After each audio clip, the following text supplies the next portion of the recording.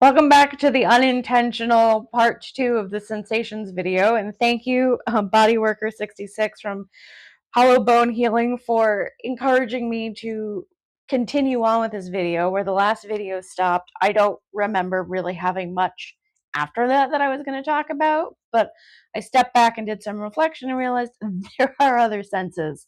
So you might actually have a full-blown sensory experience during your energy healing. You may not. Again, different people will experience different things. I will also have things that you might encounter during, like, say, in a Reiki attunement or a medium session or general just healing sessions. Why do I say that? Because different healing sessions will engage different senses. You might have different experiences. Another note, or a last note on touch, is that if you have a deceased pet, you may feel that pet sitting on you, lying on you, tapping you, sitting near you during a healing session. More than likely, it's going to be your own pet and not the healer's pet, because your pet would be far more concerned with your healing than theirs, unless they happen to have a pet that they worked with quite predominantly, quite often when working with others, and the pet has now stepped forward to help.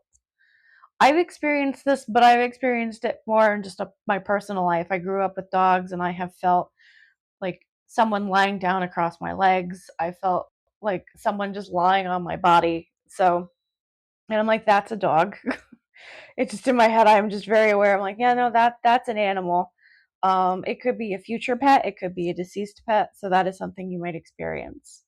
For seeing, I don't really know how much you're actually going to see, considering the fact that hopefully your eyes are shut and you're just kind of relaxing. Maybe you've dozed off. If you are a medium, you may actually see the energy workers' guides as well as your own guides. But that's if you're working with, if if the client is actually a medium or a sensitive. Under normal circumstances, you may see sparkles behind your eyes. You might see flashes of light, orbs of light, figures of light. Generally, a figure of light, I would say, depending on the color and the size, could be an angel, it could be a spirit. You might see light at the edges. I remember one time during a drum circle, it was a shamanic healing, and I think my teacher had a candle off to the side. I don't remember if it was a candle or a nightlight, but I think it was more like a golden color light. And I ended up seeing like this ball off to the side of like blue white light. And when I asked her about it, she said that, I can't remember what it was because this, I think, was like a year ago or more.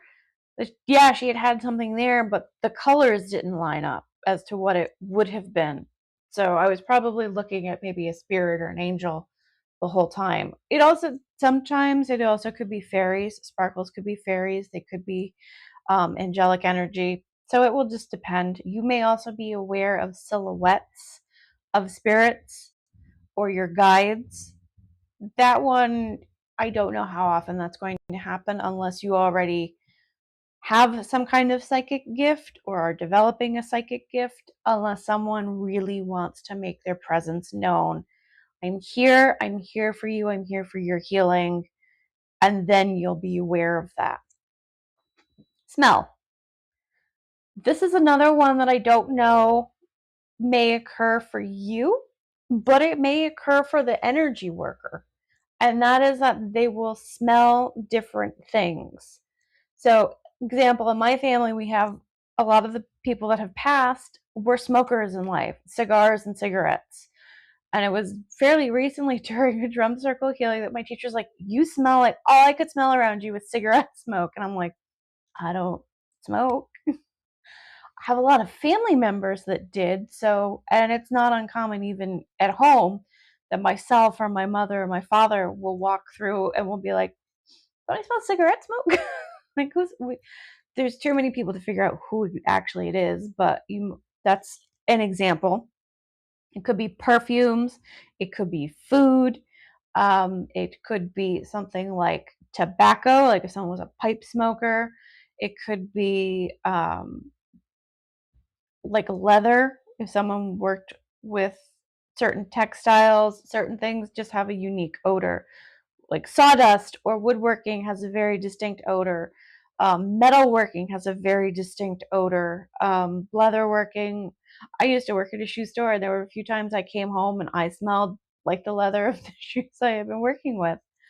So it there's any number of scents, smells, and whatnot that could be around you, or that the the energy worker themselves encounters to pass on to you, that is indicative of your guides or your deceased loved ones that are around aiding in your healing. Hearing. This one you might experience during a healing session or an attunement. Like for a Reiki attunement, you might experience this during a medium session. Have I ever had it during a shamanic healing? Yes, I think we have. And it is just the spirits letting you know they're around. It's knocking, tapping, doors opening. I was getting my Reiki master attunement, and I could hear, like, hopefully, I don't know if this is going to translate to the computer, but I could hear, like, it was like this tapping on the floor. My teacher has two cats, and because I'm over there so much, she just let the cats in on the session, one of whom was playing on my feet, so I was trying not to bust out laughing. I figured, oh, the other one's just in the corner, like, pawing at the floor. Well, it wasn't. It was actually a guide, um, a master teacher guide that had stepped forward and was making his presence known. So you might have instances like that. I can't remember. I don't remember. I think it was my Reiki 2 or Reiki 3 attunement. It was a different teacher. I think I repeated levels, to be completely honest with you. But anyway, um, and I remember she used a singing bowl. And in the singing bowl, I could actually hear wolves howling. So in the actual sound, I could hear another sound layered underneath. So that could be something that might happen during a sound healing. You might hear the sound, but you might hear your animal guides. You might hear singing or like spirit guides underneath. Oftentimes during drum circle, it is not uncommon to hear extra drums. I've experienced that. So it could be, if you're in a sound healing, maybe you hear extra instruments, and that is more than likely the energy workers' guides playing along with them or drumming along with them. And that's what you're hearing. That's why all of a sudden it may sound like, instead of one singing bowl or one, you're aware of that there's many more in the room, which is actually a really cool experience when that happens. It's really fun when you experience that. Will you hear voices? I would say no. You I would say no. You're probably not going to hear voices. That's really something that's more reserved, I think, for people that are more sensitives, mediums. Um, I don't, if you are one of those, and yes, it is entirely possible you may hear voices, but the general populace, no, I don't think so. I've never had voices pop up in mine. Maybe other people have, but not that I know of it. The tapping, the knocking, um, there have been multiple medium circles when you can hear like knocking in the corner of the room. You'll hear footsteps. Are those common during energy work sessions? I want to say no. Yes and no, because you clear the space before your appointment. So if you are hearing any of those things, it's more than likely either the energy workers, guides, or spirits. It's your family, it's your guides, it's your angels letting you know that they are around and that they are here. Um, and some of these things, so here's the deal. Not all mediums are Reiki practitioners, obviously, and not all Reiki practitioners are mediums, obviously. Some of the things that I am explaining may be more prevalent if you have a medium for a Reiki or for an energy worker. Why? Because all the gifts basically feed into one another.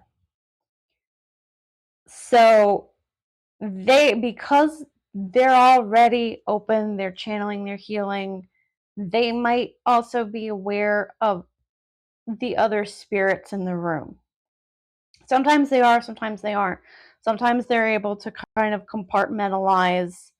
This is a Reiki session. We're not doing mediumship. We are here for this session, and that's it. Other times, you may actually get messages from your practitioner.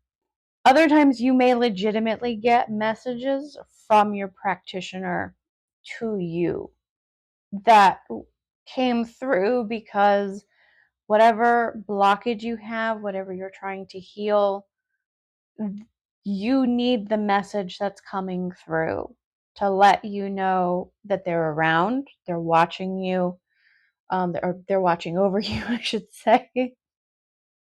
They're watching you. That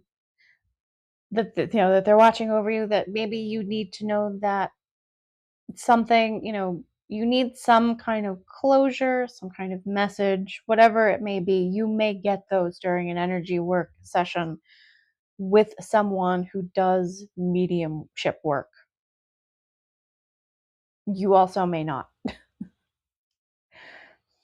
It very much depends. It's really funny because I used to give messages during after actually Reiki sessions to one of my clients, and I haven't felt compelled to do that. I haven't really gotten messages from people for recent clients. So I don't know if either I've just learned to compartmentalize what I'm doing, or I'm also not turning my switch on when I do some of this stuff, which might be the other reason. Or it's not important. It's not imperative.